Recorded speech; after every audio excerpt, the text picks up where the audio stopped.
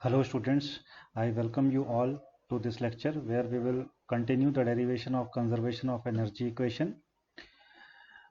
So first of all we'll see what we have already done. So a quick recap of what we have done. We started with the Reynolds transport theorem given by this equation which is like rate of change of capital N within the system is equal to del T integral over the controlled volume rho small n dv plus the surface integral of rho small n qr dot eta cap dA. Where in the last lecture we already defined what are these symbols: capital N, small n, rho, dv, dA. All these things we have already defined in the last class. So starting from this equation, we assume that capital N is equal to the total energy of the system, which we denoted by capital E, and small n we took as a small e, which is nothing but the value of the capital E per unit mass. So using those assumptions, we arrived at equation 1, which states that dE dt of the system is equal to the integral over the control volume del T of rho E plus del xj rho E uj. So the integration is taken over the elemental volume dV. So this is equation 1, and we came up to this equation in the last class.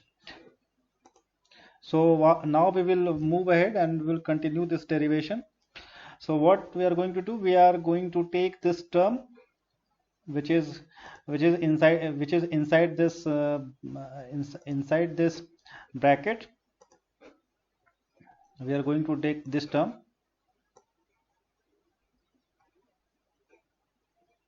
and then we are going to continue.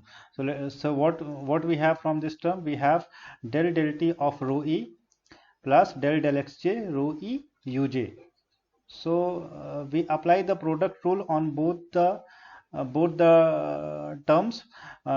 So del T of rho E is equal to rho del E del T plus E del rho del T, and del xj of rho E uj is equal to rho uj del xj of E plus E del xj rho uj, where we took rho uj as the first function and E as the second function. So using this simplification, what we can do, if you collect these two terms, rho del E del T and rho uj del E del xj, and if you combine these two terms, you will be able to write down rho del E del T plus uj del E del xj. Okay, and then we are left with these two terms. What are the two terms? E del rho del T plus E del xj of rho uj. If you take E common, you will be able to write down E del rho del T plus del xj of rho uj. So if you look at this term carefully, del rho del T plus del xj of rho uj is nothing but the left hand side of the equation of continuity. And because we are already assuming that the flow is taking place, so the flow must satisfy, or the velocity field must satisfy the equation of continuity, and hence the value of this term will be equal to 0.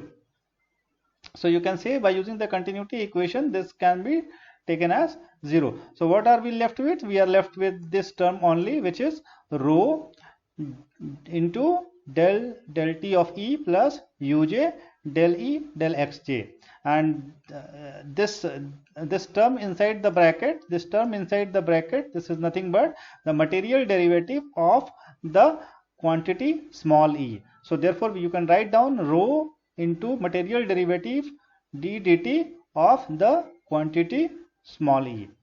So what we have obtained? We have obtained that del T of rho E plus del xj of rho E uj is equal to rho into the material derivative of the quantity small e. Small e is what? The total energy per unit mass. So if you substitute this in equation 1, we will be able to get equation 2, which is given by dE dt of the system is equal to the integral rho dE dt dV, and the integral is taken over the whole control volume. This is marked as equation number 2. What do we get from this equation? If we look at this equation, we will be able to say that the left hand side is the rate of change of capital E within the system, whereas the right hand side is the rate of change of the total energy within the control volume. Why we are calling it total energy? Why not? Because you see this is small e. So at first it appears that this is the rate of change of small e. Small e is also total energy, but that is total energy per mass. Sorry, per unit mass. So this is if this is rate of change of small e per unit mass, and if you are multiplying with the total mass rho dV, then that becomes the that is actually equivalent to the capital E, and then you are integrating over the whole control volume. So you can say that the right hand side represents the rate of change of total energy within the control volume. So this is what we get as equation 1. Now the thing is that we need to look at this left hand side, dE dt of the system, and for this we have already in the first lecture we have derived something which is given by the first law of thermodynamics. What is the first law of thermodynamics? It states that the change in the energy of a closed system is equal to the amount of heat supplied to the system minus the amount of work done by the system on its surroundings. So that you will be you can see that delta E, that is your change in the energy, is equal to heat supplied to the system Q minus W. If you divide this quantity by delta T, so we have divided this both side of this equation by delta T, and then we have taken limit delta T tending to 0. So this delta E upon delta T, limit delta T tending to 0, can be written as dE upon dt, and the right hand side in the limiting case becomes Q dot minus W dot, which is also written here. Okay, dE dt is equal to Q dot minus W dot. So dE dt of the system is equal to Q dot minus W dot of the system, or in fact, because we have already seen when delta T tends to 0, then the control volume approaches to the system, or the system approaches to the control volume. So this law now can be applied to the control volume as well as to the control system. What does it say? It says that the rate of change of total energy is equal to the rate of change of heat minus the rate of work done. So if you use this result in the equation number 2, you will be able to get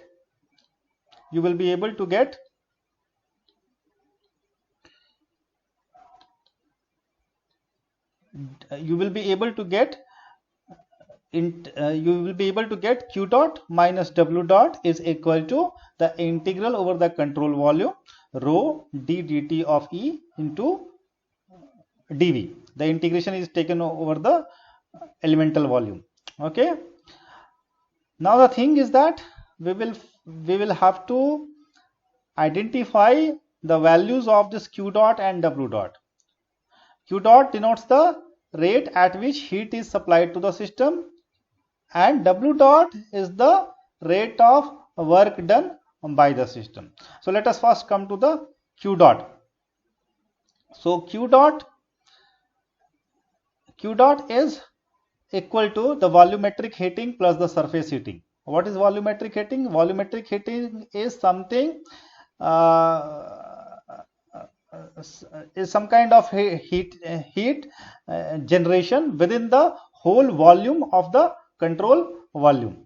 Okay, and the surface heating is the amount of heat being taken out or being supplied to the control surface of the control volume.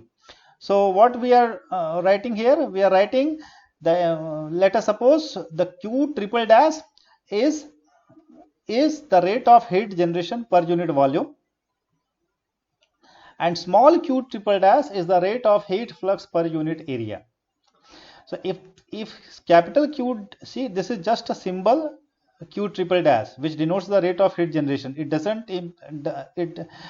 not mean that this is the derivative with respect to time or any other variable. Okay, so q triple dash is the rate of heat generation per unit volume. So if you multiply with the elemental volume, then this is amount of heat generated within the elemental volume, and if you integrate over the whole control volume, you will get the amount of heat generation for the whole control volume. Okay, and instead of plus, I'm writing here minus, because what we are assuming that the small q triple dash is the outward heat flux per unit area, so that the heat is getting the heat is being taken from the surface of the control volume. So q triple dash is the heat flux per unit area, and the outward normal direction is the eta cap. So this is the heat flux taken in the outward normal direction per unit area, and if you multiply with the elemental area dA, this will be the heat flux through the elemental area. So if you want to find out the total heat flux, you have to integrate over the control surface. So in this way, you will be you have obtained the value of q dot. Now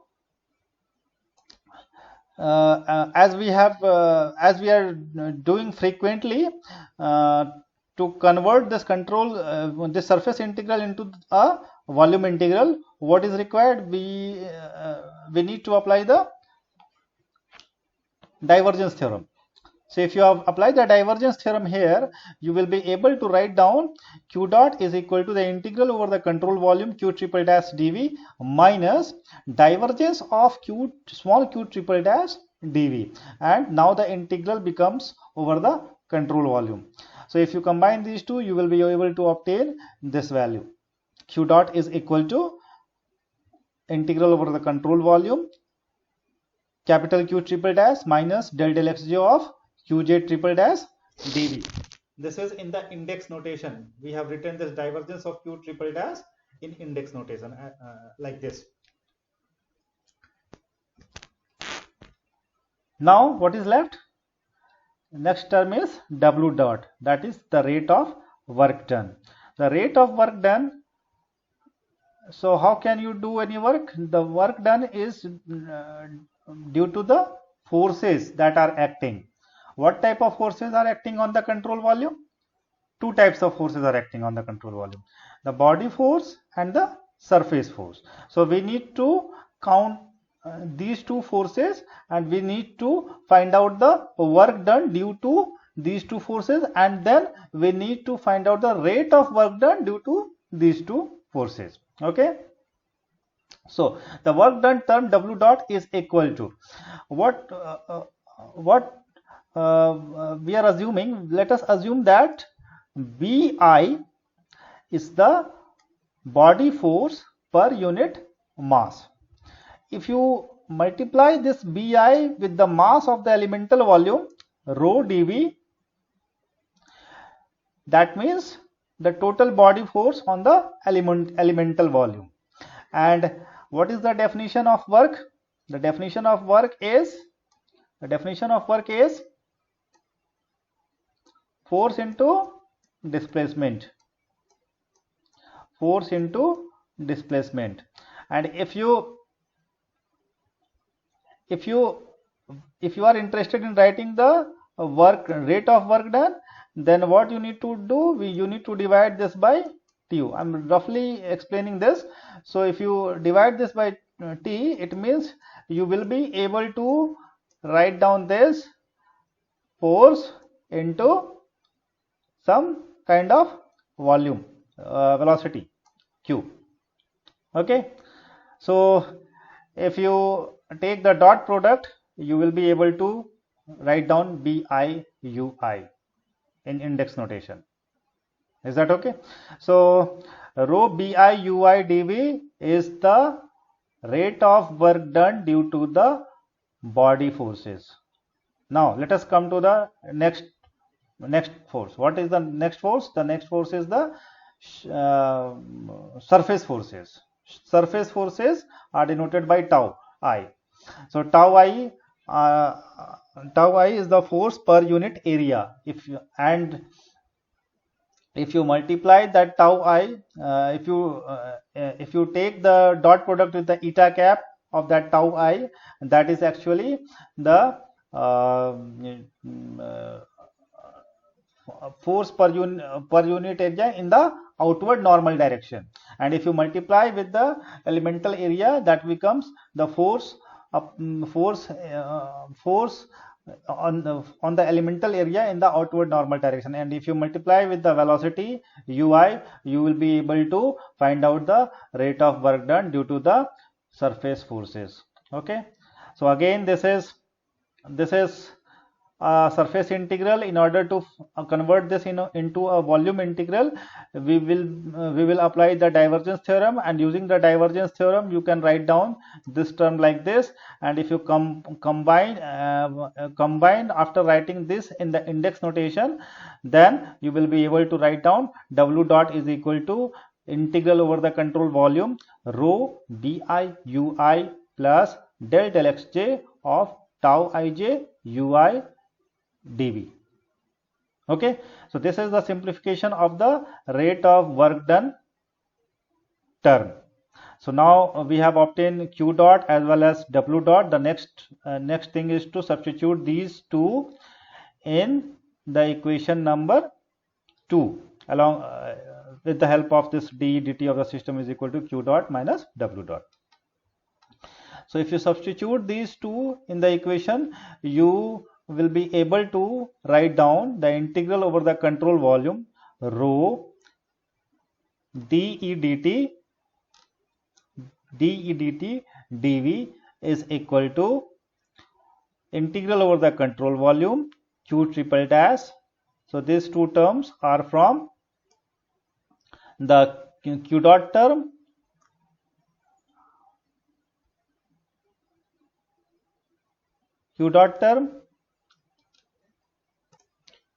and these two terms are due to the w dot term. We have taken a positive here by assuming that the work done on the system is negative. Okay, so so we get this equation. Now as we have already done in the case of derivation of conservation of mass and momentum, linear momentum, while choosing the control volume, the control volume was completely arbitrary. So for an arbitrarily chosen control volume, this equation holds. It means what? This holds for all the chosen control volume, and therefore we will be able to get rid of this integration, and we will be able to write down rho d dt equal to q triple dash minus del xj of qj triple dash plus rho bi ui plus del xj of tau ij ui. This is actually the conservation of energy, and this in fact represents the conservation of total energy. So we must note that the total energy includes the internal energy, which in which the thermal energy or these are the examples of internal energy, and the kinetic energy and the potential energy. So the total energy also includes the internal energy, kinetic energy and potential energy. So this is the conservation law for the total energy. Okay, so if you are interested in the temperature or something like that, and if you want an equation which governs the temperature within the boundary layer region, so it means what? We are interested in thermal energy and or you can say that we are interested in the internal energy. So if you are interested in the internal energy, we need to subtract the other extra terms from this equation. So what are the other extra terms? The other extra terms comes from the mechanical energy. The internal energy plus the kinetic energy plus the potential energy is the total energy, whereas the sum of or the contribution of the kinetic energy and the potential energy gives rise to the mechanical energy. So if you subtract the mechanical energy term from this equation, then you will be able to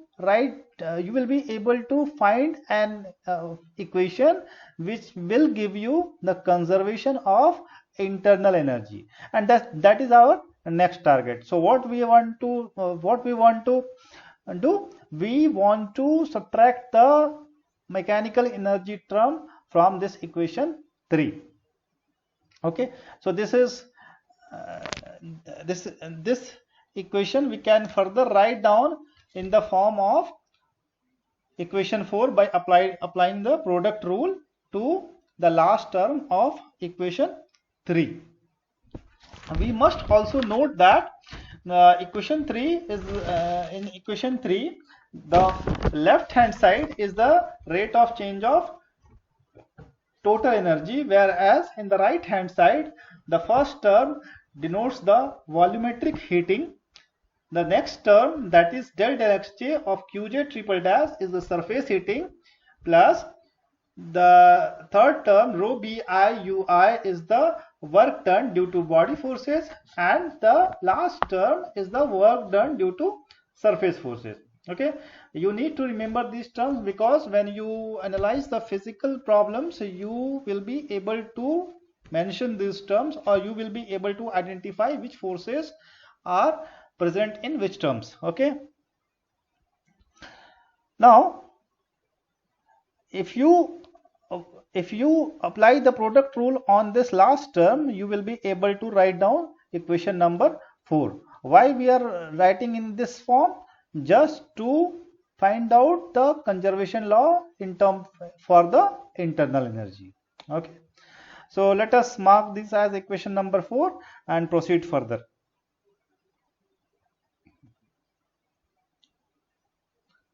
See, when we derive the Navier-Stokes equation, you see this is the very basic Navier-Stokes equation, when we did not even consider the fluid to be Newtonian or any specific type of fluid. So d dt of rho ui is equal to del xj of tau ij plus rho bi. This is in the index notation. What is this Navier-Stokes equation? This actually represents the conservation of linear momentum. What is linear momentum? Linear momentum is equal to mass into velocity. Now if you multiply this mass into velocity with another velocity, what you are going to get?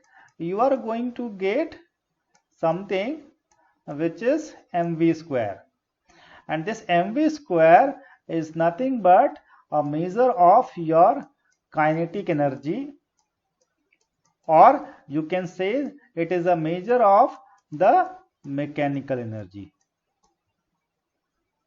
Okay, so this equation is the conservation law for mv. If you want to make this equation as a conservation law of mv square, you have to apply with the velocity both the sides. So that is what we have done.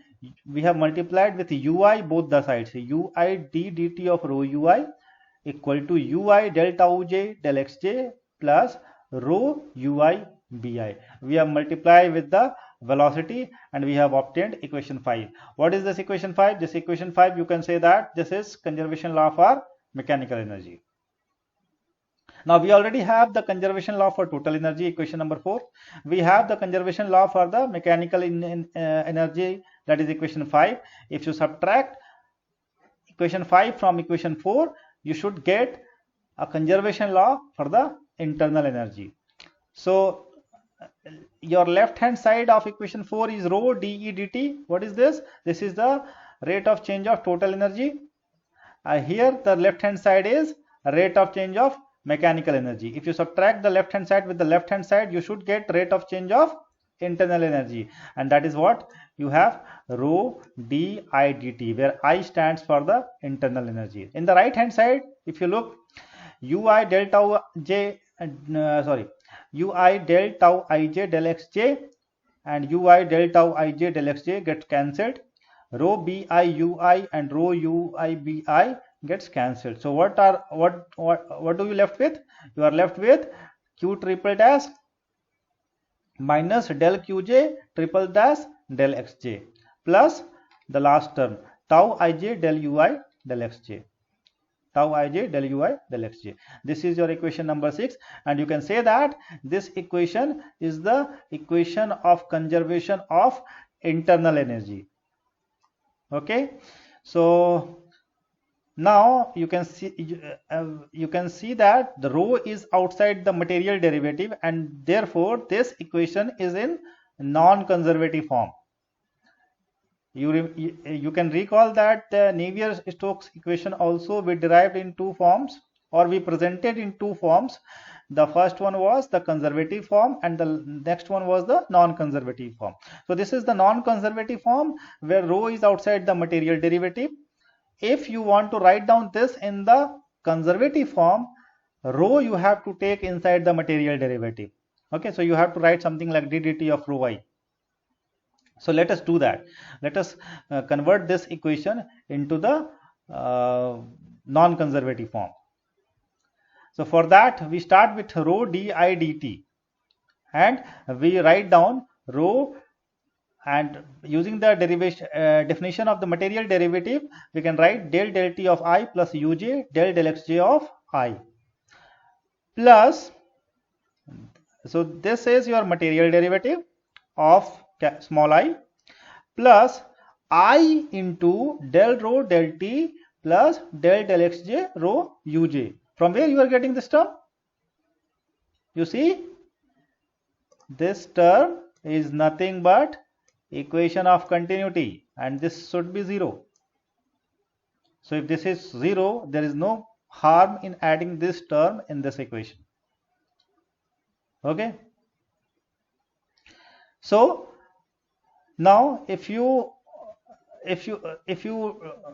look at this, you can write down this as del t of rho I by combining this term and this term, and plus del xj of rho I uj.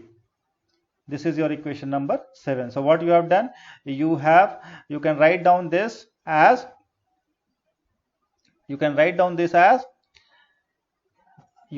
substitute equation 7 in equation 6, and you can write down this as del t of rho I plus del xj of rho I uj equal to q triple dash del qj triple dash del xj plus tau ij del ui del xj.